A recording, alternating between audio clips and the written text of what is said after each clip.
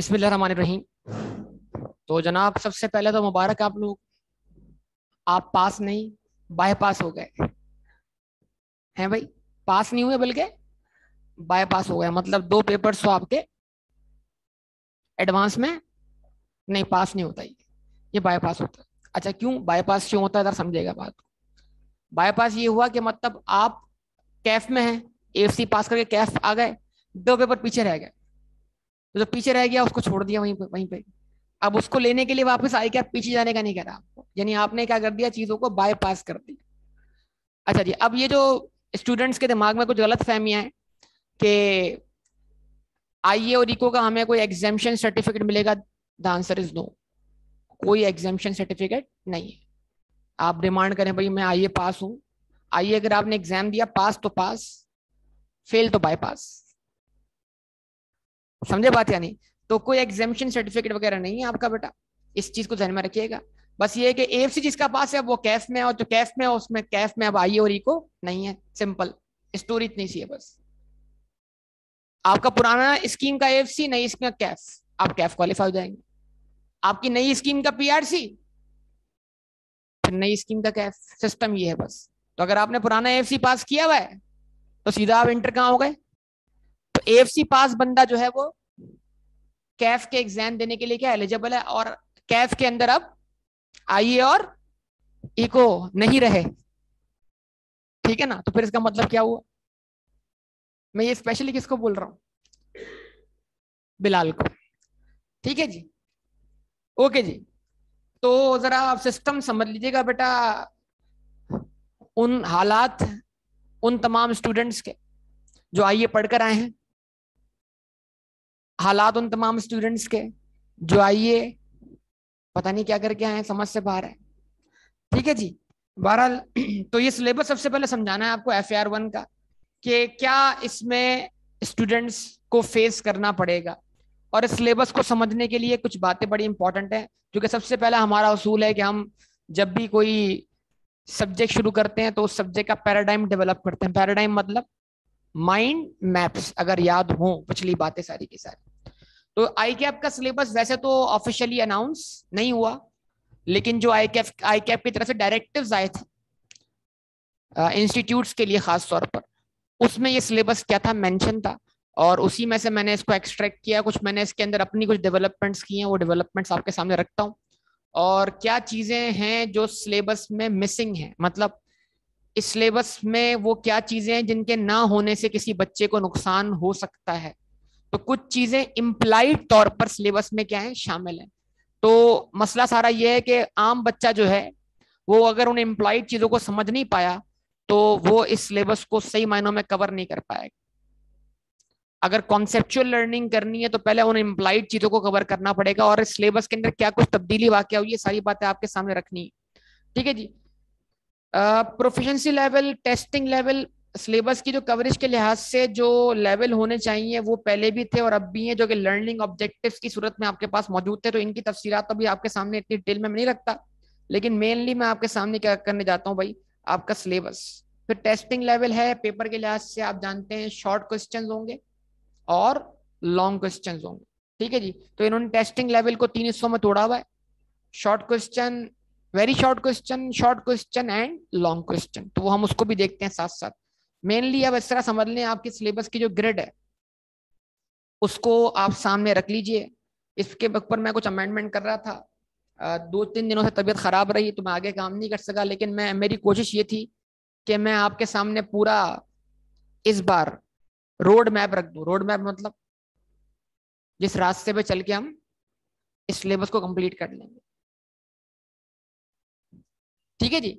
तो road map मैंने बनाने की कोशिश की थी, लेकिन टाइम इतना नहीं मिल सका, लेकिन फिर भी आपके सामने जो मैंने डेवलपमेंट्स की वो आपके सामने रख देता हूँ। वो क्या क्या है।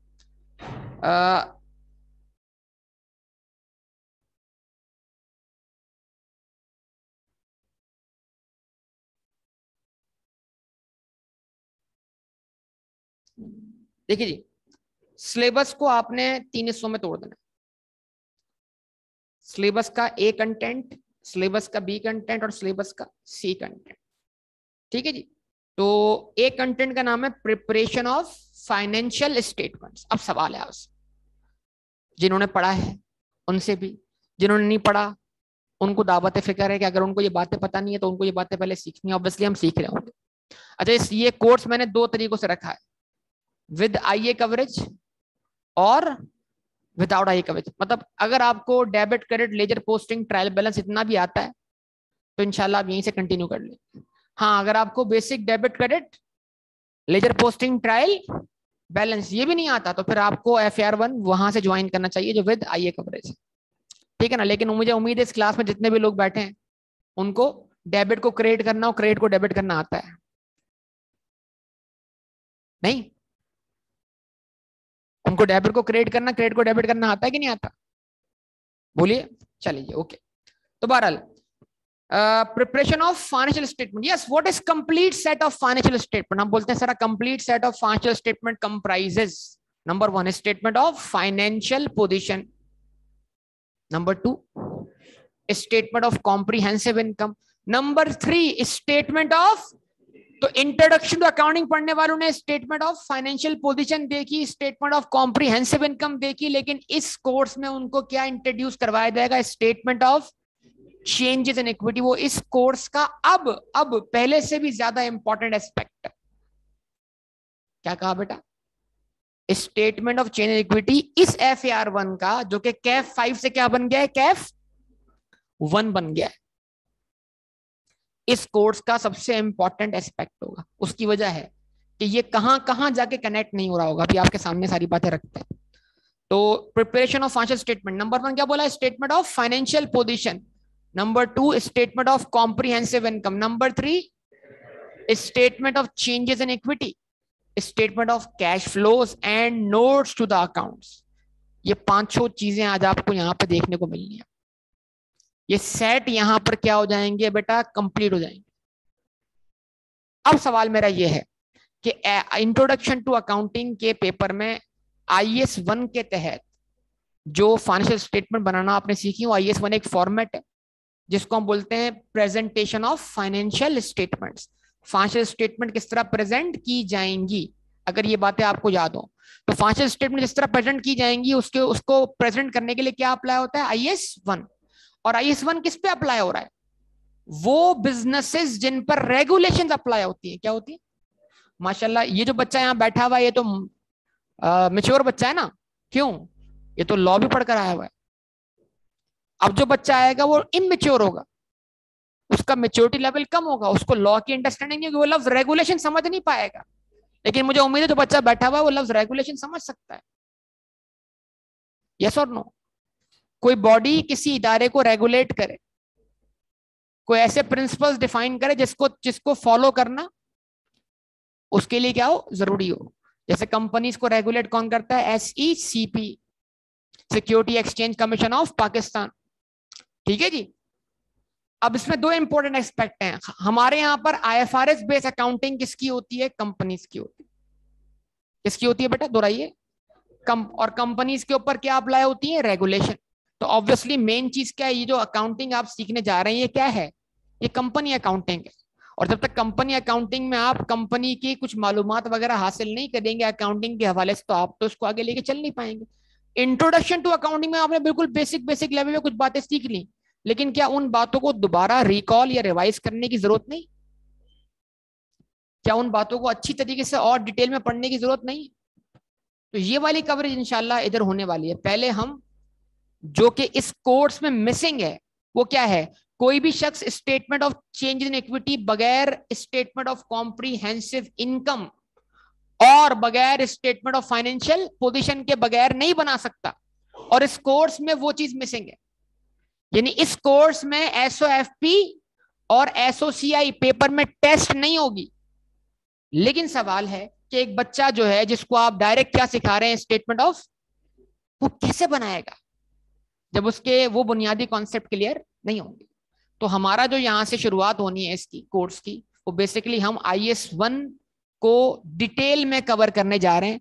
वो डिटेल जो क्या कहते हैं इंट्रोडक्शन टू अकाउंटिंग में कवर नहीं हो सकती थी और हो भी नहीं सकती थी। वहां पर आपको शेयर इशू करना नहीं आते, आपको शेयर इशू करने की एंट्रीज के बारे में नहीं पता, आपको शेयर सब्सक्रिप्शन के बारे में नहीं पता, आपको आईपीओ की अकाउंटिंग जो हो रही है वो किस तरह हो रही है ये आपको इसके बारे में इल्म नहीं है। फिर कंपनी कितनी किस्म के शेयर इशू कर सकती है, प्रेफरेंस शेयर्स क्या है, रिडीमेबल प्रेफरेंस शेयर्स क्या है, ये सारी मालूमात आपको अकाउंटिंग की शक्ल में भी चाहिए मेरे ख्याल से। और अगर हम इसको प्रोवाइड नहीं करेंगे तो हमारा सब्जेक्ट आगे नहीं बढ़ पाएगा। तो मैं क्या बोल रहा हूँ, कोर्स में कुछ इम्प्लाइड चीजें हैं जो कोर्स में दिखाई नहीं देंगी, लेकिन हमें कोर्स के सिलेबस को देख के समझना क्या है जरूरी, बहुत इंपॉर्टेंट है। ठीक है जी। तो ये आपके सामने मैं कंटेंट नंबर 1 को यहाँ रख रहा हूँ, जरा आप इसको देख लीजिएगा इसमें क्या कुछ है। इसका वेटेज जो है कितना है बेटा, 40 से। सर 50 नंबर सर इधर से आ गए, यहीं से मेरी नीयत खराब हो गई, बस सर ये कर लूंगा पेपर पास है मेरा, है ना भाई, जुगाड़ बचपन के जुगाड़ है ना, वह ये कर लिया पेपर पास, बेड़ा पार। अच्छा प्रीवियसली इस कंटेंट की वेटेज क्या थी बेटा, 20 से 30 नंबर की थी। ये क्या मसला था, मसला ये था कि प्रीवियसली इस कंटेंट का स्कोप कम था, अभी इसका स्कोप बहुत बढ़ गया। कैसे, प्रीवियसली इस कंटेंट में सिर्फ 3 चीजें थी। Number 1 statement of cash flows, number 2 statement of changes in equity, and number 3 ratios, बस। और हमें पता था पेपर में से 3 में इस एरिया में से 3 में से कोई सी भी 2 चीजें आनी, ये एक अंडरस्टूड बात थी। लेकिन जब इस एरिया का वेटेज क्या हो गया, इंक्रीज हो गया, तब्दील हो गया, तो अब थोड़ा सा पेपर का मामला देखना भी क्या हो गया, डिफिकल्ट हो गया। तो कैफ लेवल को एक नए लेवल पे लेने जा रहा है बेटा आई कैप, इस बात का ख्याल रखिएगा आप लोग। जरा इसके कंटेंट्स आप देख लीजिएगा प्लीज। ठीक है जी। ये मैंने आपके सामने एक तो एक और चीज में रख दूं मैं आपके सामने, वो क्या है,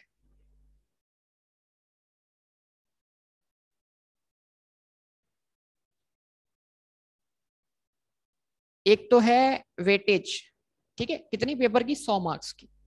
अच्छा दूसरा आई कैप ने बतौर, यानी आई कैप रेगुलेट करता है किसको, तमाम सी इंस्टीट्यूट्स को, तो उसने इस कोर्स की कवरेज के लिहाज से टीचिंग आवर्स भी एलोकेट किए कि क्लासरूम के अंदर इस कोर्स को पढ़ाने में कितने आवर्स स्पेंड होने चाहिए। आमतौर पर कोई डिस्क्लोज करता नहीं है, तो मैं आपके सामने रख रहा हूँ ताकि एक रोड मैप बनना क्या हो जाए, शुरू हो जाए, क्योंकि ये हमारी इंटरनल मामला होते हैं आई कैप के साथ। तो प्रिपरेशन ऑफ फाइनेंशियल स्टेटमेंट इस एरिया पर 40 से 50 घंटे स्पेंड होंगे। Conceptual framework and interpretation of financial statement इसमें 20 से 25 घंटे स्पेंड होंगे। और अकाउंटिंग फॉर फाइनेंशियल ट्रांजैक्शन इस पे 45 से लेकर 55 आवर्स क्या होंगे, स्पेंड होंगे।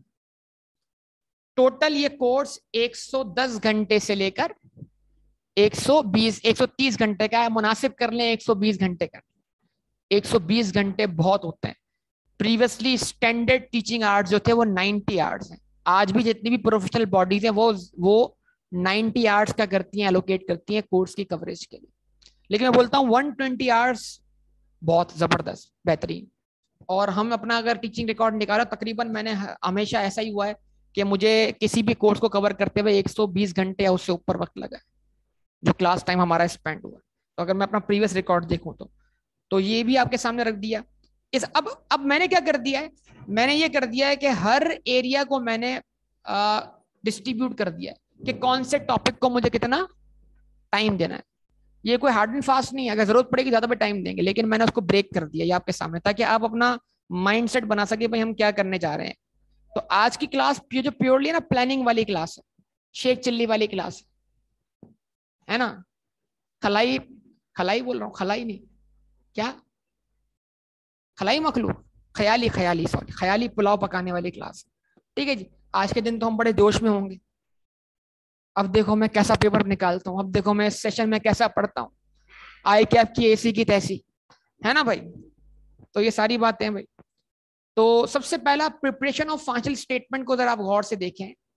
तो नंबर 1 क्या आ गया बेटा आपके पास, prepare statement of changes in equity. दिखाई दे रहा है सबको बेटा, अभी नाम लिया मैंने, अभी नाम लिया इसका मैंने, complete set of financial statement. अच्छा बजायर ये क्या है, चले बच्चों वाली बात कर लेते हैं। बच्चों मतलब अगर आपको बोलूं, मतलब आसान बात कर लूं कि भाई अरे कोई मुश्किल बात ही नहीं है यार, ये बड़ा आसान है। वो जो तुम कैपिटल में प्रॉफिट ऐड किया करते थे और ड्राइंग लेस किया करते थे, अगर इसको एक स्टेटमेंट की शक्ल में दिखाया जाए तो उसको बोलेंगे statement of change in equity. That's all. कि ओपनिंग इक्विटी ये थी, उसमें क्या हुआ, प्रॉफिट ऐड हो गया, ड्राइंग क्या हो गई, लेस हो गई, इक्विटी का क्लोजिंग बैलेंस आ गया, कहां रख दिया उसको, statement of financial position. Yes और नो, बस यही तो है और क्या है। लेकिन हाँ ऑब्वियसली कंपनी बेस्ड अकाउंटिंग है तो जाहिर सी बात है इसको नेक्स्ट लेवल तक लेके जाना ना, मसला ये। तो बाजाहिर तो आसान बात है, अगर कोई बोले डिफाइन करो आज ही हमारी प्रीवियस नॉलेज की बेस पर के statement of change in equity क्या है, तो हम बोलेंगे वो पुराना वक्त याद करो जब तुम एसओएफपी बनाते वक्त एसओएफपी के अंदर ही कैपिटल में प्रॉफिट ऐड किया करते थे, लॉस लेस किया करते थे, ड्राइंग ऐड किया करते थे, अच्छा ड्राइंग लेस किया करते थे, इतना तो याद है हमें। रट्टे हमारे स्ट्रॉन्ग है सर, कॉन्सेप्ट होंगे ना हो बार, नहीं सर कॉन्सेप्ट भी है सर। तो प्रिपेयर सिर्फ अगर इसको देखा जाए तो इसको सिखाना जो है वो ज्यादा देर का काम नहीं, इस चीज को सिखाना पार्टिकुलरली। तो इसके लिए मैंने कितने आवर्स एलोकेट किए, 6 आवर्स। तो 1.5 घंटे की आप क्या लगा लें, 4 क्लासेस लगा सकते हैं इसके लिए। उसके बाद अगला कंटेंट क्या है, स्टेटमेंट ऑफ कैश फ्लो, कितने आवर्स एलोकेट किए। स्टेटमेंट ऑफ कैश फ्लो भी जो है वो फाइनेंशियल इंफॉर्मेशन को या स्टेक होल्डर्स को बिजनेस के कैश फ्लोज के बारे में मालूमात देती है कि बिजनेस की जेब से कितना पैसा आना है और कितना पैसा जाना है। लेकिन इसका थोड़ा मामला डिफरेंट है। इसके लिए मैं एक स्टेटमेंट देता हूं, बहुत कम लोग इस स्टेटमेंट को समझ पाते हैं, जो इसकी क्या कहते हैं प्योरली नॉलेज है। वो क्या है, conversion of accrual base accounting into cash base accounting. ये स्टेटमेंट सिर्फ इतना काम करती है कि ये अक्रूवल बेस अकाउंटिंग को कन्वर्ट करती है किसमें, कैश बेस अकाउंटिंग में। अगर हमारी पूरी अकाउंटिंग किस पे चल रही होती, cash base accounting, accrual base accounting ना होती, मतलब सेल होने पर डेटर डेबिट नहीं होता जब तक के पैसा रिसीव ना हो जाए। तो कैश डेबिट होता है और सेल क्रेडिट होती है, मतलब क्रेडिट सेल होती ना, क्रेडिट परचेज होती ना, उधार नामी कोई चीज बिजनेस में होती नहीं। तो हमारे बिजनेस के रिजल्ट्स क्या होते जो होते वो ये स्टेटमेंट शो करेगी। वक्त मतलब अभी तो एक अल्फाज बोले, लेकिन पिक करने वाले बात पिक कर सकते हैं इससे। तो 12 आवर्स इसको एलोकेट कर दी। Analyze the impact of errors on the financial statement within reporting period. Apply principles and concepts of selecting, applying accounting policies for changes in estimates reflecting correction of prior period errors. ठीक है जी, ये जो बेटा 3rd, 4th और 6th part है, apply the principles and concepts with respect to measurement retrospective adjustments. ये जो तीनों पार्ट है कौन सा बेटा, 3rd, 4th और 6th, ये एक ही कंटेंट है। इसको बोलते हैं IS 8। क्या बोलते हैं, अब IS 8 क्या है, changes in accounting policies, accounting estimates and errors. दोहराइए जरा साथ साथ, changes in accounting policies, estimates and errors. ये FAR 2 से उठकर कहां आ गया है, FAR 1 में भी पीछे आ गया है। लेकिन दुख की बात यह कि आप इसको बाईपास नहीं कर सकते, ठीक है जी, क्योंकि ये तो अब आपके सामने आ गया है ना मतलब। और इसके आने से क्या हुआ है, इसका स्कोप बहुत बढ़ गया है। किसका, स्टेटमेंट ऑफ, चूंकि माजी में अगर हम ICAP के पास पेपर्स देखें तो वो हमेशा इसको इससे कनेक्ट करता रहा। तो बजाहिर तो आपको लग रहा है कि यार इस पे हमने 6 घंटे रखे हुए, इसका मतलब ये हुआ कि इसका जो एडवांस लेवल का क्वेश्चन होगा किसका, वो ऑब्वियसली IS 8 के साथ कवर होगा। अब IS 8 क्या है, आपने 3 साल पहले फाइनेंशियल स्टेटमेंट में क्या कर दिया है, एरर कर दिया 3 साल पहले, और आज आपको 3 साल बाद पता लग रहा है कि वो एरर क्या करना है, रेक्टिफाई करना है। आप सोए हुए थे, अचानक से आप जागे, या मैनेजमेंट क्या हो गई, चेंज हो गई, वगैरह वगैरह, कुछ भी, कोई फ्रॉड हो सकते हैं वगैरह वगैरह। तो ये आपको आज दिखाई दे रहे हैं, और अब आपको 3 साल पुरानी स्टेटमेंट क्या करनी है, करेक्ट करनी है। तो 2 बातें होती, गलती माजी की हो, उसका इम्पैक्ट फाइनेंशियल स्टेटमेंट में कहां दिखाया जाए। ये बड़ी मैं बातें जो कर रहा हूँ ना, ये सारे मेरे कॉन्सेप्ट बुनियादी क्रिएट किया। अगर आपको इसको थोड़ा भी डिफिकल्टी हो तो कुछ चीजें रिकॉल करने की जरूरत है। अकाउंटिंग पीरियड वाला कॉन्सेप्ट याद है आपको, same years revenue should be match with ये कॉन्सेप्ट याद है? तो यार अगर माजी का एक्सपेंस है 2017 का एक्सपेंस है और वो 2017 में चार्ज नहीं हुआ, एरर हो गया था, सोचिए, तो क्या आज मैं 2017 का एक्सपेंस 2020 में चार्ज कर सकता हूं? आवाज नहीं है बेटा, आवाज नहीं आई। जवाब इसका है कर भी सकता हूं और नहीं भी। अगर मैं 2017 के एक्सपेंस को कहां चार्ज होता हुआ दिखा रहा हूं, 2020 में एरर की वजह से मैं उस एरर की एडजस्टमेंट कर रहा हूं प्रोस्पेक्टिव। क्या मतलब? प्रोस्पेक्टिव मतलब जहां वो एरर मुझे मिल गया है, जिस अकाउंटिंग पीरियड में वो एरर क्या हुआ है, डिस्कवर हो गया है, मैं उस अकाउंटिंग पीरियड में उसको रेक्टिफाई कर रहा हूं। जिया कोड वाला क्वेश्चन अगर आपने आप में से किसी ने किया, जिया कोड वाला क्वेश्चन जिन लोगों ने किया है उसके अंदर इस एरर की एग्जांपल है। आप ईयर 2 में थे, आपको ईयर 1 के एरर्स मिले, आपने रिपेयर एंड मेंटेनेंस एक्सपेंस को क्या कर दिया था, कैपिटलाइज कर दिया था, अगर आपको याद है भाई किसी को? तो अगर जिया कोड वाला क्वेश्चन आईए में हम लोग करके आए थे तो ये वाली बात वहां भी थी, लेकिन उस वक्त हमने ये बात डिस्क्लोज नहीं थी। ये IAS 8 बन जाएगा हमारे लिए जिंदगी में आगे जाके। तो IAS 8 का स्कोप बड़ा इंपॉर्टेंट है। IAS 8 के जरिए क्या होता है, माजी में बनाई गई financial statement, SOCI, SOFP, statement of changes इन, ये सब क्या होती है, रिवाइज होती है। अब सोचो, रिवाइज तो वो करेगा ना जिसको SOC और SOP बनाना आती हो। तो फिर बोल रहा हूं इंप्लाइड अजम्पशन कि यहां पर SOCI और SOP कोर्स का पार्ट है, बोल नहीं रहा। ये पूरा कहीं भी देखो, कहीं भी SOCI SOP नहीं लिखी हुई आपके सामने। ये पूरा स्टेटमेंट क्या कह रही है, प्रिपरेशन ऑफ फाइनेंशियल स्टेटमेंट। तो अगर हम इसको समझना चाहते हैं तो हमें इंप्लाइडली यहाँ अज्यूम करना पड़ेगा, जनाब SOCI SOFP इस कोर्स का पार्ट है, तो हमारा आगाज ही कहां से शुरू होगा, SOCI और SOFP से, वो भी IAS 1 और कंपनी ऑर्डिनेंस के हिसाब से। कंपनी एक्ट 2017, कंपनी एक्ट जो है उसमें एक शेड्यूल मौजूद है, पता नहीं आप में से बहुत सारे बच्चे पढ़कर आए हैं कि नहीं पढ़कर आए, 4th and 5th शेड्यूल। कौन सा शेड्यूल बेटा? क्या है 4th and 5th schedule of company act? What is 4th and 5th schedule? Company act का 4th and 5th शेड्यूल क्या है भैया? 4th and 5th शेड्यूल जो है वो बात करता है disclosure information bye a company. Company अपने स्टेक होल्डर्स को क्या क्या बताएगी अपनी फाइनेंशियल स्टेटमेंट्स। क्या बोलते हैं उसको बेटा? Disclosure information. क्या डिस्क्लोजर का मतलब क्या होता है? चीजें जाहिर करना, कंपनी की मालूमात जाहिर करना। एक मिसाल देता हूं, आप कंपनी के डायरेक्टर हैं, सुनिएगा तब तो दरकार, अगर आप समझना चाह रहे हैं तो। आप कंपनी के डायरेक्टर हैं,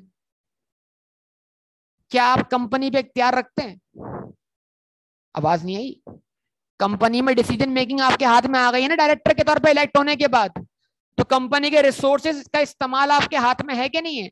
चाहे तो सही इस्तेमाल करें, चाहे तो अच्छा। देखिएगा जरा, आप क्या करते हैं बतौर डायरेक्टर, स्टेक होल्डर के पैसे को इस्तेमाल करते हैं कैसे? जरा जवाब देगा इस बात का। आपने कंपनी से अपनी कंपनी से बतौर डायरेक्टर लोन ले लिया, आवाज नहीं आई बेटा। आपने अपनी कंपनी से बतौर डायरेक्टर, पॉसिबल है, पॉसिबल है, लेकिन ये ट्रांजैक्शन डिस्क्लोज करना पड़ेगी, ये ट्रांजैक्शन बतानी पड़ेगी किसको? शेयर होल्डर्स को, रिपोर्ट्स में जाएगी। डिस्क्लोज, इसको बोलते हैं डिस्क्लोजर, कि जो लोन कंपनी ने दिए हुए हैं उस लोन के अंदर डायरेक्टर्स को दिया गया लोन भी क्या है, शामिल है। लेकिन आप एक बड़े लेवल के डायरेक्टर हैं, आप बोलते हैं अच्छा डिस्क्लोज करना है, चलो देखो अब क्या करता हूं मैं। तो आपने बोला भाई कि मैंने साल स्टार्ट होते लोन लेना है किससे? कंपनी से, और साल एंड होने से पहले पहले वापस कर देना।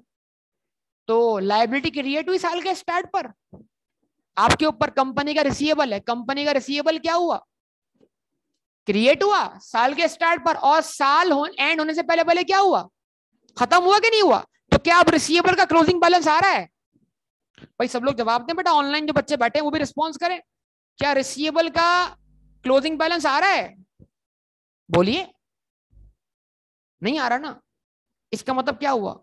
अगर आप हर साल इस तरह करते हैं, हर साल जब नया साल शुरू होता है लोन निकाल लेते हैं, और साल शाम होने से पहले पहले पैसे डाल देते हैं वापस कंपनी के अकाउंट में, अब तो लोन रिसीवेबल के अंदर वो बैलेंस दिखाई नहीं दे रहा। अब तो आप बच गए। तो कंपनी लॉ आपके ऊपर स्पेशल रेगुलेशन अप्लाई करेगा। वो बोलेगा भले लोन वापस कर दिया गया हो, लेकिन अगर साल के किसी भी हिस्से में डायरेक्टर ने अगर क्या लिया है, लोन लिया है, किससे, तो बताना जरूरी है, भले आज लोन का बैलेंस मौजूद हो। इसको बोलते हैं डिस्क्लोजर ऑफ इंफॉर्मेशन। ये ऐसा करने के लिए आपको कौन पाबंद कर रहा है बेटा? कंपनी एक्ट का 4th एंड 5th शेड्यूल। समझ पा रहे हैं बात या नहीं? तो उम्मीद है ये बातें आप समझ रहे होंगे, और ये चीजें जो है ना, ये तो जिस लेवल पे जाएंगे उस लेवल पे आप इसको जाके पढ़ेंगे।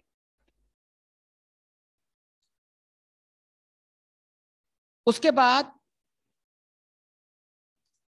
एक और एरिया इसमें कवर कर दिया है जिसका नाम है ईपीएस, अर्निंग पर शेयर। क्या बेटा? अर्निंग पर शेयर IAS 33 है, और वो स्टेक होल्डर को ये बताता है कि जो कंपनी नेट प्रॉफिट्स कमा रही है, वो नेट प्रॉफिट्स जो हैं वो अगर तकसीम कर दिए जाएं आज की डेट पर, किसमें, नंबर ऑफ शेयर्स में, तो हर शेयर होल्डर के हिस्से में कितना प्रॉफिट आएगा। It is not a dividend, लेकिन ये थोड़ा सा शेयर होल्डर को इस तरह बयान करना चाहता है कि अगर ये प्रॉफिट पूरा का पूरा क्या हो जाए, इसका एक भी रुपया रिटेन किया ना जाए, और ये प्रॉफिट अगर पूरा का पूरा क्या हो जाए, तकसीम कर दिया जाए, किसमें, शेयर होल्डर्स में, ऑर्डिनरी शेयर होल्डर्स में, तो पर शेयर आपकी जेब में कितना अमाउंट आएगा। इसको क्या बोलते हैं, अर्निंग पर शेयर। तो इसके ऊपर पूरा स्टैंडर्ड है IAS 33। FAR 1 is now more reporting than accounting. क्या रिपोर्टिंग? अब वो बोलेंगे इसका नाम है FAR 1, financial accounting and reporting 1। क्या नाम है इसका बेटा? तो अकाउंटिंग तो आपने सीखी, डेबिट क्रेडिट करना आपने सीखा, लेजर पोस्टिंग आपने सीखी, ट्रायल बैलेंस आपने सीखा, this is called accounting. What is reporting? Reporting ये है कि जो आप अपने बिजनेस की इंफॉर्मेशन है वो सिर्फ अपने लिए नहीं, बल्कि जो आपके स्टेक होल्डर्स हैं उनको भी बताएं। और कंपनी की बनती है एनुअल रिपोर्ट्स। क्या बनती है? और उन एनुअल रिपोर्ट्स के अंदर ये 5 चीजें जारी होती हैं जिसको हम बोलते हैं फाइनेंशियल स्टेटमेंट। तो असल में फाइनेंशियल स्टेटमेंट्स को प्रेजेंट करने का नाम ही क्या है, रिपोर्टिंग। और उसको प्रेजेंट करने के लिए जो रिपोर्टिंग स्टैंडर्ड्स अप्लाई होते हैं उनको हम बोलते हैं IFRS, international financial reporting standard. फिर आप बोलेंगे सर ये IAS में और IFRS में क्या फर्क है? तो नए और पुराने का फर्क है। जो पुराने स्टैंडर्ड्स हैं उनको IAS के नाम से पुकारते हैं, उस वक्त इंटरनेशनल अकाउंटिंग स्टैंडर्ड था। जितने भी जदीद स्टैंडर्ड्स आ रहे हैं वो किस नाम से आ रहे हैं, IFRS के नाम से आ रहे हैं। यानी क्या मतलब, इंटरनेशनल फाइनेंशियल रिपोर्टिंग स्टैंडर्ड।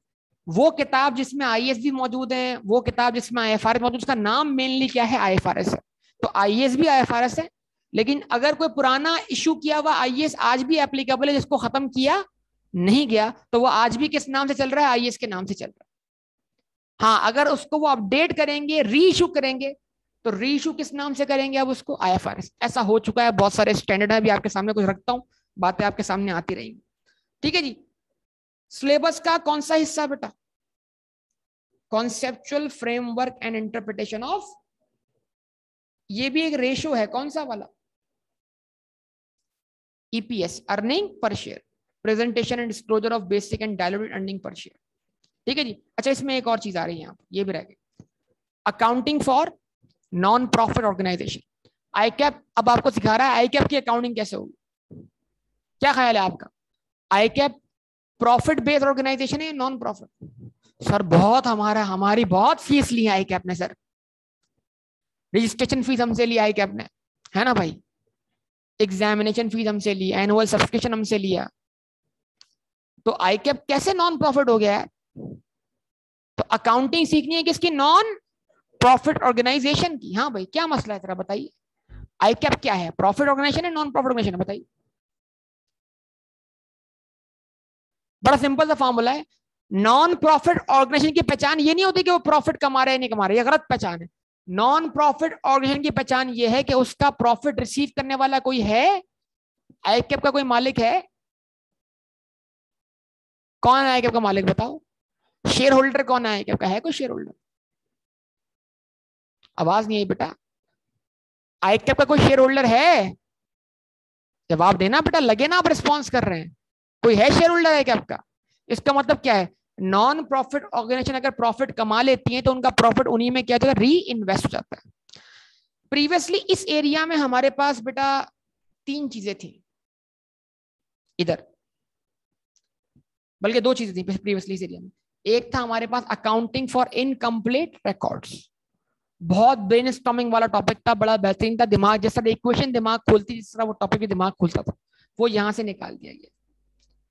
और एक और था उसके अंदर accounting for non profit organisation, वो भी था, उसको भी निकाल दिया गया है, फिर दोबारा ऐड कर दिया गया। अब बोलेंगे निकाल दिया गया है फिर ऐड कर दिया गया, क्या मतलब कि accounting for non profit organisation जो पहले प्रीवियसली FR1 में थी वो तो है अब इसके अंदर स्टिल, लेकिन बहुत सारी नॉन प्रॉफिट ऑर्गेनाइजेशन ऐसी हैं जिन पर रेगुलेशन क्या होती है, अप्लाई होती है, जैसे ICAP, तो उनकी अकाउंटिंग आपको यहां समझाई गई है खास तौर पर, जो कि प्रैक्टिकल अकाउंटिंग है ज्यादा किसके मुकाबले में प्रीवियस वाली अकाउंटिंग। वो previously accounting purely club accounting थी, क्या थी, क्लब, जैसे क्लब नहीं होते बहुत सारे, हैदराबाद क्लब।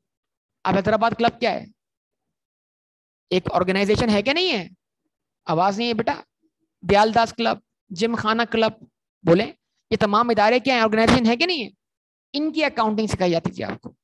लेकिन अब इनसे ऊपर हम आ रहे हैं और उन इदारों की भी आप अकाउंटिंग सीख रहे हैं जिनके ऊपर क्या अप्लाई होती है, गवर्नमेंट अकाउंटिंग।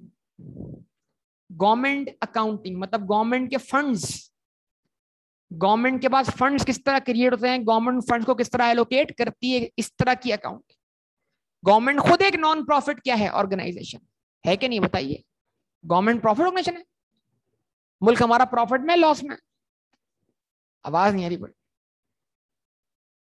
मुल्क हमारा प्रॉफिट में लॉस में। इमरान खान के सपोर्टर सारे खामोश बैठे हैं,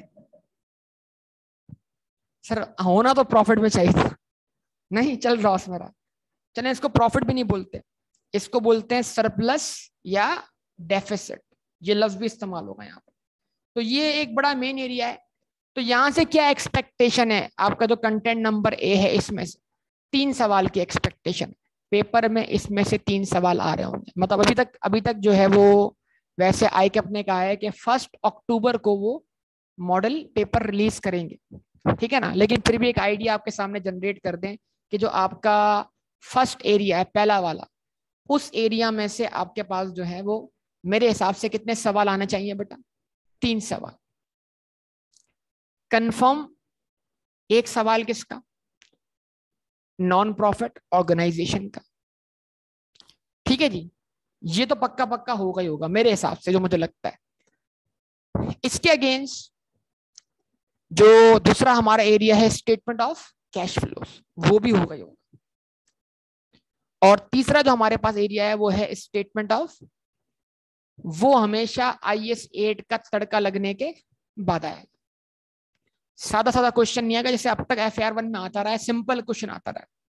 लेकिन स्टेटमेंट ऑफ चेंज अकाउंटिंग के अंदर आपको शेयर इशू की अकाउंटिंग आनी चाहिए, आपको राइट शेयर्स का कॉन्सेप्ट होना चाहिए, आपको डिविडेंड की अकाउंटिंग आनी चाहिए, आपको बोनस शेयर की अकाउंटिंग आनी चाहिए। ये सारे कॉन्सेप्ट उससे पहले बिल्कुल basic statement of change equity में कवर होंगे। लेकिन पेपर में जो सवाल होगा स्टेटमेंट ऑफ चेंज इक्विटी का, वो नहीं होगा सादा वाला, वो कौन सा होगा, एरर के साथ होगा, अकाउंटिंग पॉलिसी के चेंज के साथ होगा। तो उसके लिए आपका लेवल अपग्रेड होना दिमागी तौर पर, आपको अब तक तो आपने एरर रेक्टिफाई करना सीखे हैं, लेकिन स्टैंडर्ड के साथ जो एरर रेक्टिफाई होते हैं वो होते आसान है, लेकिन जो उनके इम्पैक्ट जगह जगह जा रहे होते हैं उसको समझना हमारे लिए क्या है, बहुत जरूरी है। तो ये पूरा एरिया है, मेरे हिसाब से 3 सवालात इधर से आने, जब इधर से 40 से 50 मार्क्स बन रहे होंगे, ठीक है बेटा। कौन से 3 सवाल दोहरा लीजिए, स्टेटमेंट फॉर नॉन प्रॉफिट 15 से 20 नंबर का सवाल होगा, स्टेटमेंट ऑफ कैश फ्लो 15 से 20 नंबर का सवाल होगा। तो 15 और 15 लगाएं, कितने मार्क्स हुए, 30 मार्क्स। बाकी इस एरिया में स्टिल 20 मार्क्स का ऑप्शन मौजूद है, या बाकी इस एरिया में स्टिल 10 मार्क्स का ऑप्शन मौजूद है। अब ICAP की मर्जी है, स्टेटमेंट जनरेटली सादा पूछे तो शॉर्ट में पूछ लेगा, और सादा ना पूछे IS 8 के साथ पूछे तो लॉन्ग में पूछ सकता है। ये मैं आपको एक आइडिया दे रहा हूं, कि पेपर किस तरह बनने जा रहा है। ठीक है जी। तो एग्जामिनर साइकोलॉजी अगर पहले समझ में आ जाए आपको, वो तो हमें समझ में आती नहीं कभी भी सर, बस सर कुछ भी करें पेपर पास हो जाए, बस ऐसा ऐसा कुछ हो जाए, है ना।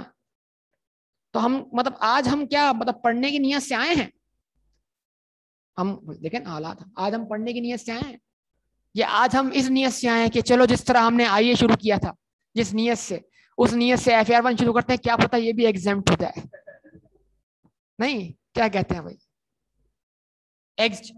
एग्जेम्पशन की नीयत से शुरू करते हैं, है ना भाई, क्या पता दुआएं कबूल हो जाएं। मशहूर बात है ना इसके ऊपर। पेपर में सवाल के जवाब गलत करें, फिर दुआ करें कि हालात क्या हो जाए, तब्दील हो जाए, गलत जवाब भी क्या बन जाए, सही बन जाए। याद होगा पाकिस्तान का दारुल खिलाफा क्या है, बच्चे का सवाल हुआ पेपर में, उसने बोला सखर पाकिस्तान का दारुल खिलाफा। अब क्या कर सकते हैं, अब बाहर निकल के दुआ कर सकते हैं, या अल्लाह कुछ ऐसी तब्दीली वाकया हो कि सखर क्या बन जाए, पाकिस्तान का दारुल खिलाफा बन जाए, ये हो सकता है बस, ये इनकलाब आ सकता है। तो हमारा जवाब बिल्कुल ठीक हो सकता है। ठीक है जी। बहरहाल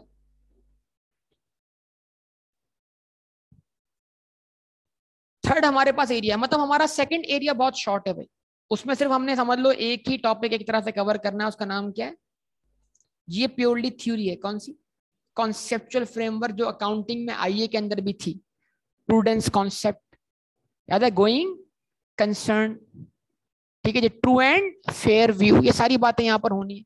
तो थ्योरेटिकल पॉइंट्स हैं, लेकिन फिर भी इसको लाजमी ऑब्वियसली, क्योंकि अब इन्होंने बाकायदा इसको एक स्पेसिफिक एरिया बना दिया है, तो उसको कवर करना है। अच्छा जी, उसके बाद ये समझ लो, ये आपके 2 चैप्टर्स इधर से कवर होते हैं, ये आपका ऑब्वियसली किताब का चैप्टर नंबर 1 होगा मेरे ख्याल से, और ये आपका चैप्टर नंबर जो होगा ये किताब के अंदर, ये टॉपिक हम करवाते हैं ऑब्वियसली फाइनेंशियल स्टेटमेंट पढ़ाने के बाद। फाइनेंशियल स्टेटमेंट्स को रीड करना, उनसे बातें करना, बोला बंदा पागल हो गया है, किससे बातें कर रहा है, फाइनेंशियल, बोला इसको सीए जो है ना चढ़ गया है। अब ये क्या कर रहा है, एसओपी से बातें कर रहा है, एसओसीआई से बातें कर, एसओसीआई क्या बोल रही है, कल क्या बोल रही थी, नहीं। चले आपको थोड़ा सा आइडिया देते हैं कैसे भाई बातें कैसे होती है। देखो, इंफॉर्मेशन को इंटरप्रेट करना बहुत इंपॉर्टेंट है। एक उसूल बताइए, मैं आपको एक आइडिया देता हूँ, आपको आइडिया होगा इस तरीके से, अगर आप इसको वाकई सिलेबस को समझना चाहते हैं और पढ़ना चाहते हैं तो आपको आइडिया कैसे होगा। देखो, एक सवाल करते हैं आपसे, एक कंपनी है, उसकी प्रॉपर्टी प्लांट इक्विपमेंट में, प्लांट एंड मशीनरी की वैल्यू में क्या हो रहा है, इजाफा हो रहा है। दोहराइए, सब दोहराइए, क्या हो रहा है, प्लांट एंड, पक्का इजाफा हो रहा है। इसका मतलब क्या हुआ, उस कंपनी ने नया प्लांट एंड मशीनरी खरीदा, ये मतलब हुआ ना, नई फैक्ट्री लगाई। आवाज नहीं है बेटा, या अपनी प्रोडक्शन कैपेसिटी क्या कर दी, इंक्रीज कर दी, जैसा और नो। तो अब प्लांट एंड मशीनरी में इजाफा बहुत सारी चीजों में इजाफे की वजह बनेगा। ये लगने के बाद हमारा इलेक्ट्रिसिटी का बिल भी बढ़ना चाहिए, हमारी लेबर कॉस्ट भी बढ़नी चाहिए, हमारे रिपेयर एंड मेंटेनेंस का, यानी आसान लफ्जों में हमारी ऑपरेटिंग कॉस्ट बढ़नी चाहिए, नहीं बढ़नी चाहिए। आप एक बिजनेस की एसोसिएट देख रहे हैं और एसएफपी देख रहे हैं, अब आपने उसका आपस में रिश्ता जोड़ना है, लिंक तलाश करना है। आपने क्या देखा, आपने देखा जनाब एक बिजनेस के प्रॉपर्टी प्लांट इक्विपमेंट में, प्लांट एंड मशीनरी में तो बड़ा इजाफा हो रहा है, लेकिन उसके ऑपरेटिंग एक्सपेंस नहीं बढ़ रहे।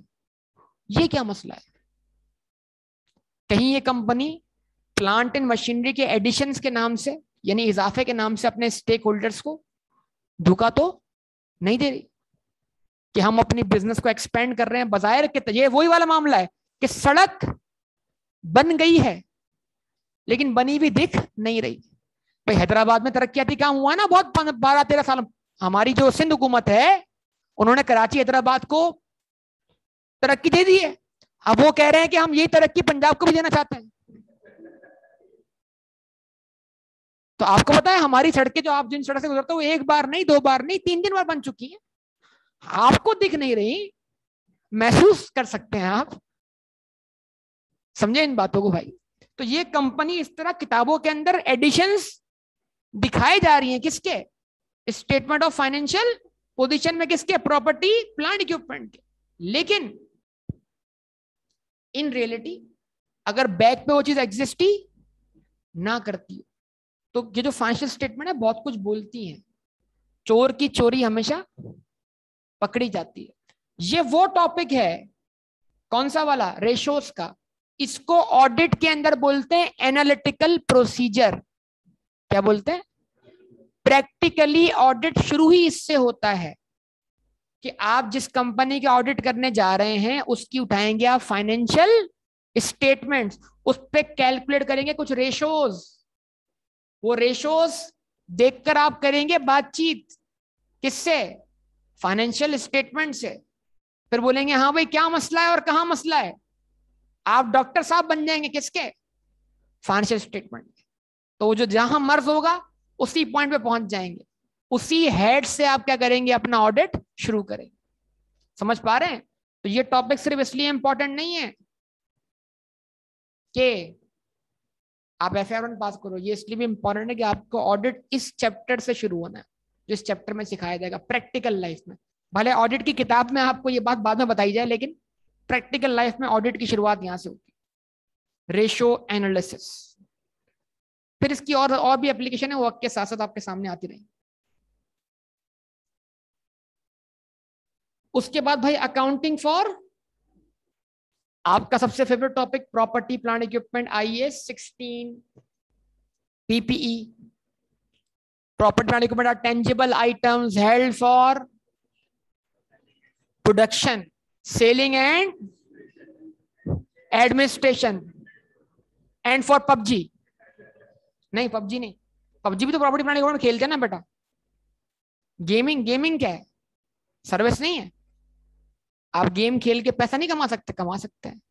आप माइनिंग नहीं कर सकते, मतलब आजकल के दौर की बात है 12। तो property plant equipment are tangible items held for. कल एक सवाल आया, अभी आप पता है आपको टैक्स रिटर्न फाइल करने की आखिरी तारीख है 30, हुकूमत उसको बढ़ा नहीं रही। तो कल एक बंदे का सवाल आया फेसबुक पर, बोला ये जो टिकटॉक पे हम पैसे कमाते हैं कहां दिखाएं, इस आमदनी को कहां दिखाया जाए। तो यार अब टैक्स, अब आप टैक्स पढ़ना इंशाल्लाह, उसमें बताना आप कि टिकटॉक वाली आमदनी को कहां दिखाया जाए। क्या टिकटॉक वाली आमदनी में भी टैक्स लगेगा? चले बहरहाल। तो PP IAS 16 अकेला नहीं है बेटा, IAS 16 के बहुत सारे सपोर्टर्स हैं यहाँ पर, बहुत सारे नए स्टैंडर्ड्स, पूरी स्टैंडर्ड बेस्ड अकाउंटिंग पढ़नी है आपने। IAS 16 के साथ IAS 36 है, उसका नाम क्या है? इम्पेयरमेंट। क्या बेटा? इम्पेयरमेंट। इम्पेयरमेंट का मतलब क्या है? वो चीज जो बेकार हो जाए, इम्पेयरमेंट। जैसे डेटर, आसान, इम्पेयरमेंट की सबसे आसान एग्जांपल जो आपको बताऊं, जो आपने खुद देखी हुई है, जैसे डेटर था, डेटर, डेटर की वैल्यू थी ₹1,00,000। अगर उसकी रिकवरी कितनी हो, 90,000 रुपए, तो बताओ आप SOFP के अंदर डेटर को ₹1,00,000 से दिखाओगे, 90,000 से दिखाओगे? एसेट हमेशा उतना दिखता है जितना उसका कम से कम इकोनॉमिक बेनिफिट मिलना बाकी होता है। एसेट वो है जिसका इकोनॉमिक बेनिफिट मिलना बाकी है, वो एसेट नहीं है जिसका इकोनॉमिक बेनिफिट मिल चुका या मिलने से रह गया। ये सारे कॉन्सेप्ट उधर डेवलप हुए थे, यहां तक चलेंगे बेटा। तो बताओ, अगर डेटर की वैल्यू आपके पास बुक्स के अंदर ₹1,00,000 है, लेकिन उसकी रिकवरी कितनी होनी है, 90,000 रुपए, तो SOFP में आज डेटर कितना दिखाया जाएगा, 1,00,000 या 90,000? अगर आप 1,00,000 दिखाएंगे तो आप स्टेक होल्डर से झूठ बोल रहे हैं। 1,00,000 दिखाने का मतलब ये है कि आपको कम से कम 1,00,000 का इकोनॉमिक बेनिफिट, 1,00,000 का इकोनॉमिक बेनिफिट मिलना बाकी है। इन रियलिटी आपको कितना इकोनॉमिक बेनिफिट मिलना है, 90,000 का। तो आप 10,000 से डेटर को बेड डेट बनाएंगे, नहीं बनाएंगे? तो आपने कहा बेड डेट डेबिट एक्सपेंस, या डेटर क्रेडिट कंफर्म, या अलाउंस फॉर, या provision for doubtful debt credit. जवाब दें बेटा, ये सारी एंट्रीज याद है या भूल चुके हैं? तो ये जो आपने एंट्री बनाई जिससे आपने डेटर की वैल्यू को क्या कर दिया, रिड्यूस कर दिया, इसी को टेक्निकल लैंग्वेज में क्या बोलते हैं, इंपेयरमेंट। तो आपने अब तक डेटर की इंपेयरमेंट सीखी है, आपने अब तक इन्वेंट्री की इंपेयरमेंट सीखी है, NRV। आवाज नहीं है बेटा, ये याद दिला रहा हूं मैं सारी बातें। अब आपने यही इंपेयरमेंट का कॉन्सेप्ट किस पे अप्लाई करना है, प्रॉपर्टी प्लांट एंड इक्विपमेंट के ऊपर। तो प्रॉपर्टी प्लांट इक्विपमेंट भी इंपेयर हो जाता है, ये कैसे होगा, ये सारी बातें यहां पर आनी। उसके बाद गवर्नमेंट ग्रांट्स। क्या हुकूमत आपको किसी बिजनेस को करने के लिए किसी पसमानदा इलाके में फैक्ट्री लगाने के लिए, ताकि वहां पे एम्प्लॉयमेंट क्या हो, क्रिएट हो। हुकूमत आपको फंड्स दे सकती है, हुकूमत आपको ग्रांट दे सकती है, हुकूमत आपको एसेट खरीद कर दे सकती है, एसेट खरीदने में आपको हेल्प कर सकती है। तो अगर गवर्नमेंट की आपके बिजनेस में कोई इन्वॉल्वमेंट है, आपको ग्रांट दे रही है, गवर्नमेंट कहती है कोरोना के दौर के अंदर एम्प्लॉयज को फारिग मत करो, एम्प्लॉयज को जॉब से मत निकालो, उनकी 6 महीने की सैलरी हम आपको रीइंबर्स करेंगे। कौन कहता है ये?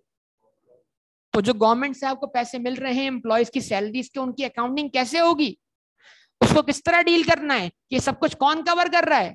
IAS 20, क्या नाम है उसका बेटा? Government grants. बोले बेटा, बोले क्या नाम है? गवर्नमेंट ग्रांट की अकाउंटिंग करनी है हमने यहाँ पर। तो कितने IAS पढ़े मैंने अब तक? IAS 16 दोहराओ, प्रॉपर्टी प्लांट इक्विपमेंट। आगे IAS 36 impairment of asset, IAS 20। अब इनसे कनेक्टेड बहुत सारे स्टैंडर्ड चल रहे हैं। अब है IAS 40 इन्वेस्टमेंट प्रॉपर्टी। क्या है बेटा? अब IAS 16 में लैंड और बिल्डिंग जो थे, लैंड और बिल्डिंग, वो लैंड और बिल्डिंग जो IAS 16 में थे, वो हो सकता है कुछ हद तक कहां फॉल करते हैं? IAS 40 में। तो आपको यहां पे ये सीखना है कि लैंड और बिल्डिंग इन्वेस्टमेंट प्रॉपर्टी कब है और लैंड और बिल्डिंग प्रॉपर्टी प्लांट इक्विपमेंट कब है। क्योंकि इंट्रोडक्शन टू अकाउंटिंग में तो IAS 40 आपके पास नहीं था, तो हमने लैंड एंड बिल्डिंग को हमेशा क्या माना? प्रॉपर्टी प्लांट इक्विपमेंट माना। लेकिन अब यहां पर हमने ये भी सीखना है कि लैंड एंड बिल्डिंग हमारे लिए कब इन्वेस्टमेंट प्रॉपर्टी कहलाएंगे। एक बंदे ने जमीन खरीद कर छोड़ दी है, पता है अभी वहां कोई आबादी नहीं है, वहां 10-20 साल बाद क्या होगा? कोई आबादी जाएगी। तो ये किस मकसद के लिए उसने जमीन खरीदी है? इन्वेस्टमेंट के लिए। तो ऐसी जमीन क्या कहलाएगी? Investment property. सब सीखने जा रहे हैं हम इसके अंदर। कितने नाम लिए बेटा आपके सामने? 4। दोबारा दोहराइए। IAS 16 property, IAS 36 impairment of asset, IAS 20 government grant, IAS 40 investment property. उसके बाद एक और स्टैंडर्ड, उसका नाम है IAS 23। उसका नाम क्या है? Borrowing cost. क्या नाम है? बोरो मतलब उधार लेना। उधार लेने की कॉस्ट क्या है बेटा? उधार पर आप जो कॉस्ट बेयर करते हैं वो क्या? इंटरेस्ट है। अगर आपने लोन लिया है तो लोन के इंटरेस्ट को आप क्या करते हैं? एक्सपेंस बनाते हैं या कैपिटलाइज करते हैं? कैपिटलाइज मतलब उस लोन के इंटरेस्ट को आप किसी एसेट की कॉस्ट में ऐड करते हैं, एक्सपेंस बना के प्रॉफिट लॉस में चार्ज करते हैं। तो अब तक तो आपने इंटरेस्ट का ट्रीटमेंट ये सीखा कि आपने उसको एक्सपेंस बना के चार्ज कर दिया, कहां पर? प्रॉफिट एंड लॉस अकाउंट में। लेकिन बेटा IAS 23 आपको यह भी सिखाएगा कि आपको इंटरेस्ट को कब किसी एसेट की कॉस्ट में क्या करना है? ऐड करना है। इंटरेस्ट भी कैपिटलाइज हो सकता है। लफ्ज कैपिटलाइज करने का मतलब क्या हुआ? एक होता है रेवेन्यू एक्सपेंडिचर, एक होता है कैपिटल एक्सपेंडिचर। रेवेन्यू एक्सपेंडिचर वो होता है इसको हम चार्ज करते हैं प्रॉफिट एंड, आवाज नहीं, सैलरी क्या एक्सपेंस है एसेट है? एक्सपेंस है ना भाई, जवाब दें। लेकिन अगर आपने किसी बिल्डिंग कंस्ट्रक्ट करने वाले को सैलरी दी है या वेजेस दिए हैं, तो वो वेजेस एक्सपेंस बनेंगे या बिल्डिंग की कॉस्ट का पार्ट बनेंगे? आवाज नहीं है बेटा। वो वेजेस तो बिल्डिंग बनाने में इस्तेमाल हुए ना, तो वो वेजेस तो बिल्डिंग की कॉस्ट का पार्ट बने। ऐसे इंटरेस्ट एक्सपेंस भी है, लेकिन अगर इंटरेस्ट किसी एसेट की कंस्ट्रक्शन में क्या हुआ है? इस्तेमाल हुआ है, तो फिर वो इंटरेस्ट उस एसेट की कॉस्ट का पार्ट भी बन सकता है। भाई सुन रहे हैं सब लोग या नहीं? आवाज नहीं है बेटा। डेप्रीसिएशन कहां चार्ज होती है? प्रॉफिट एंड, पक्का ना? लेकिन क्या डेप्रिसिएशन किसी एसेट की कॉस्ट का पार्ट बन सकती है? हाँ बन सकती है।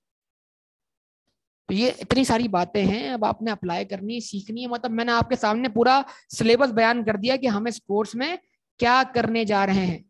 तो ये जरा इसको देख लें। Apply principles and concepts of recognition, measurement, recognition, after recognition, disposal of PP. ये पूरा IAS 16 है आसान लफ्जों में। एसेट को रिकग्नाइज करना, उसकी सब्सिक्वेंट मेजरमेंट करना, मतलब उसके ऊपर डेप्रीसिएशन चार्ज करना, इंपेयरमेंट चार्ज करना। उसके बाद एक और चीज जो सबसे नई सीखने आपने यहां पे सीखनी है, रीवैल्यूएशन। क्या? आपने IA के अंदर तो एसेट को हमेशा उसकी रखा है हिस्टोरिकल कॉस्ट पर, लेकिन एक कॉन्सेप्ट और है कि किसी भी एसेट को उसकी मार्केट वैल्यू पे अपडेट कर देना। इसको हम क्या बोलेंगे, रीवैल्यूएशन। तो IAS 16 का सबसे इंपॉर्टेंट एरिया जो एग्जामिनर को बड़ा पसंद है वो क्या है, और आप क्वेश्चन उठा लें FAR 1 की जितनी भी अटेम्प्ट गुजरी हैं उसमें आपको लाजमी IAS 16 का नोट या रीवैल्यूएशन से मुतालिक सवाल देखने को मिलेगा। ठीक है जी। उसके बाद apply the principles and concept of accounting and disclosure of government grants and other government assistance loans वगैरह, ये आपके सामने आ गया एरिया। उसके बाद apply the principles and concept of recognition, measurement and disclosure of what, borrowing cost. कौन सा IAS 23। Apply the principle and concepts of carrying assets other than CGU। ये CGU IAS 36 का एक बहुत बड़ा स्कोप है। उसमें एक एरिया है कैश जनरेटिंग यूनिट CGU, वो अभी आपको इस लेवल पे पढ़ाया नहीं जा रहा, वो कहाँ पढ़ाया जाएंगे बेटा, CA फाइनल में। क्या पता वहां तक पहुंचते पहुंचते वो भी एग्जाम होता है, नहीं क्या पता है। हम MSA में पहुंचे, MSA एग्जाम, बोला हम जहां गए हम इंटर में थे, इंटर एग्जाम। हम CA में आए, IA को एग्जाम, मतलब हम जहां जाते हैं वहां एग्जामेशन आ जाती है, तब्दीली आ जाती है वहां। ठीक है बेटा। और उसके बाद apply the principles and concepts of recognition and measurement, transfer, disposal and disclosure of investment property. ये सारे मैंने इसके आवर्स एलोकेट किए। सबसे ज्यादा टाइम हमारे पास जो चीज लेगी ना, वो क्या लेगी, PP प्रॉपर्टी। हालांकि हमारा पढ़ा हुआ है, लेकिन इधर पढ़ना है रीवैल्यूएशन के साथ। फिर उससे कनेक्ट होगी क्या, इम्पेयरमेंट, बोरोइंग कॉस्ट, इम्पेयरमेंट। ये सब आप अगर समझते हैं, ICAP का कमाल अगर आपको देखना है तो वो चाहे तो इन तमाम टॉपिक्स को एक क्वेश्चन में डाल दे। और पिछली अटेम्प्ट उठा के देख लें आप, जो पिछली 2 अटेम्प्ट गुजरी हैं FAR 1 की, उसमें उसने ऐसा ही किया हुआ कि इन तमाम टॉपिक्स को एक ही क्वेश्चन में पूछा है। तो एक 20 से 25 नंबर का क्वेश्चन बना दे, उसकी मर्जी, उसकी मर्जी। इसको कहां कवर करे, शॉर्ट क्वेश्चंस में। ठीक है जी, क्योंकि अलग से पूछेगा तो शॉर्ट में करेगा, लेकिन इसको बतौर एडजस्टमेंट के तौर पे किसी लॉन्ग क्वेश्चन का पार्ट बना सकता है। इसके सामने आगे लिखा हुआ है T1, टेस्टिंग लेवल 1, मतलब शॉर्ट क्वेश्चन। यानी अगर इस पे अलग से क्वेश्चन पूछा तो क्या होगा, 4 से 8 नंबर का सवाल पूछेगा, लेकिन चाहे तो किसी बड़े क्वेश्चन का पार्ट बना दे बतौर एडजस्टमेंट। कुछ समझ पा रहे हैं बात या नहीं? यानी इस पर कोई बड़ा क्वेश्चन नहीं बन सकता अकेले पर, लेकिन ये खुद किसी बड़े क्वेश्चन का पार्ट बन सकता है। ये मसला है हमारा, इसको हम समझ नहीं पाते। तो समझ लें ये T2 लिखा हुआ है, प्रॉपर्टी प्लांट इक्विपमेंट। तो ये सारे T1 जो होंगे या तो लॉन्ग क्वेश्चन में T2 में जाके क्या हो जाएंगे, कनेक्ट हो जाएंगे, या फिर इन पर छोटे छोटे शॉर्ट क्वेश्चन आएंगे। दो में से कोई एक बात।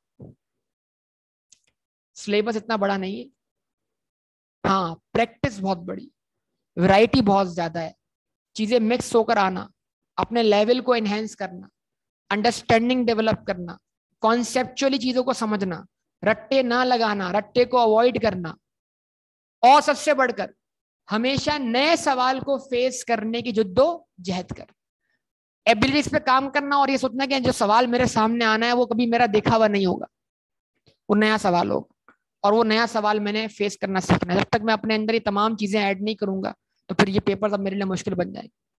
और फिर ये प्रेशर अटेम्प्ट से, क्यों, रिस्ट्रिक्शन लग गई है किस चीज की। हम आपको शुरू से कहते थे यार 3 उठाओ पेपर, उठाओ 3 पेपर, आप बोलते थे नहीं यार मैं 3 क्यों उठाऊं पेपर। तो 3 का प्रेशर जो था वो दे दिया ना एक अपने बेटा बाप को, वो 3 का प्रेशर अब आप फील करें। मैक्सिमम के ऊपर कोई आपके ऊपर रिस्ट्रिक्शन नहीं लगाया क्या, मिनिमम पे लगाइए आई क्या पता है आपको। और जितने भी ऐसे स्टूडेंट जिनका कैफ अटेम्प्ट किया हुआ ऑलरेडी, कुछ बातें मैं ऐड कर दूं, कंक्लूजन जो हुए थे मीटिंग के अंदर, तो जिनका ऑलरेडी कैफ अटेम्प्ट किया हुआ वो कैफ A और B दो में से कोई कहीं से भी कोई पेपर उठा सकता है। लेकिन मेरी वही सजेशन है, आप IAE को से आ रहे हैं, आप तरतीब से उठाएं, यही आपके लिए सूटेबल है। लॉ तो आपका ऑलरेडी अटेम्प्टेड है मेरे ख्याल से, तो FAR 1, टैक्स और CM ये करें। अगले साल मतलब अगले सेशन में क्या हंस रहे हैं, और FAR 2, MFA और ऑडिट, कैफ क्वालिफाइड और क्या है। अच्छा PCSE के हवाले से कुछ बातें ऐड कर दूं, जिनकी अटेम्प्ट क्वालिफाइंग अटेम्प्ट, मतलब जिन्होंने अभी जो अटेम्प्ट दिए, कौन सी अटेम्प्ट, ऑटम 2021 जो अटेम्प्ट दिए, उसका रिजल्ट कब आएगा, नवंबर में। पता है ना आप सबको। रिजल्ट रिजल्ट आए ना आए अब हमें क्या फर्क पड़ता है, हम तो बाय पास हो गए, है ना भाई। जिसका रिजल्ट कब आएगा, नवंबर में। अगर उस नवंबर में जो शख्स कैफ क्वालिफाई करेगा उसको पीसीएससी और राइटिंग स्किल्स देना जरूरी है, ताकि वो पीपीई से क्या हो जाए, एग्जाम्प्ट हो जाए। लेकिन आपके लिए खुशखबरी है,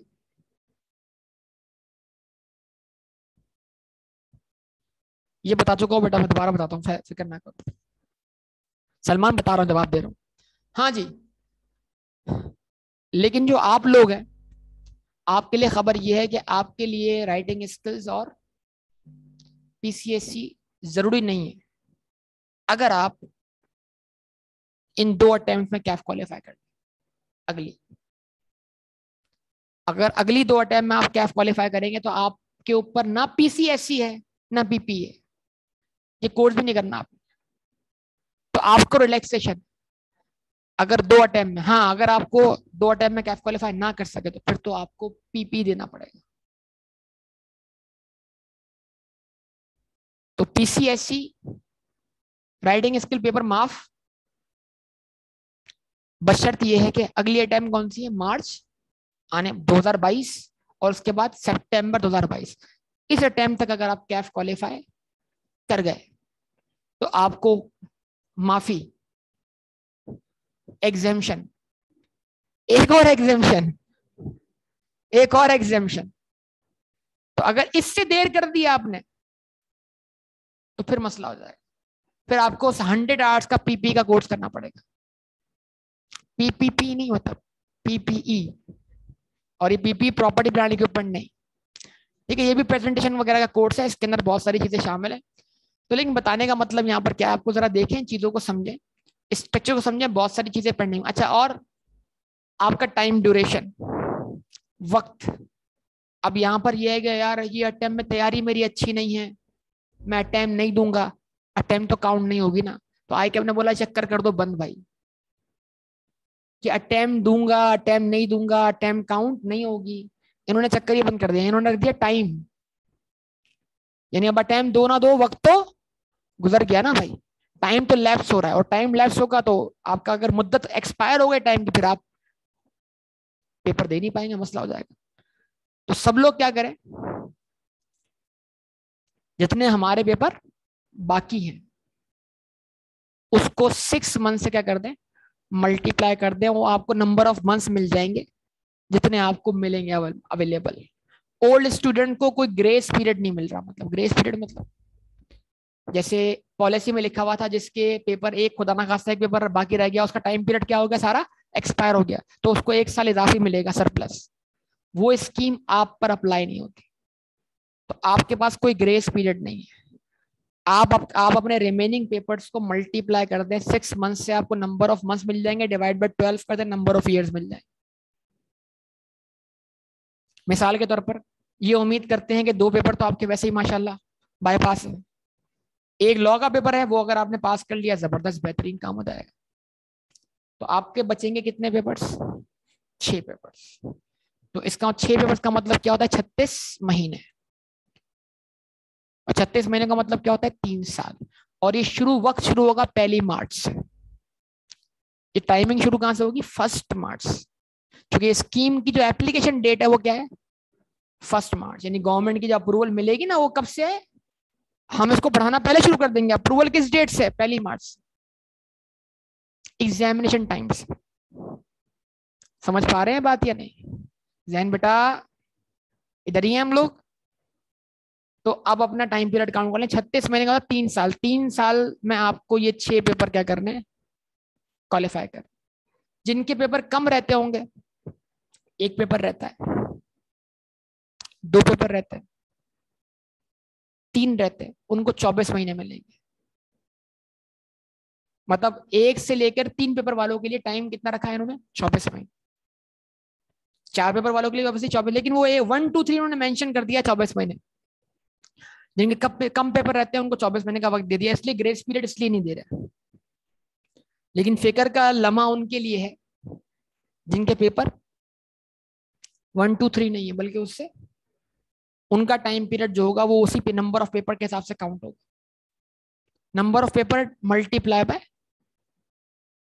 6 मंथ्स या 0.5 आधा साल, तो डायरेक्ट क्या मिल जाएंगे हमें, नंबर ऑफ ईयर्स मिल जाएंगे। क्या ख्याल है, बात समझ लगती है बेटा? तो जरा फिक्र करना शुरू कर दें, पबजी खेलना छोड़ दें। ठीक है जी।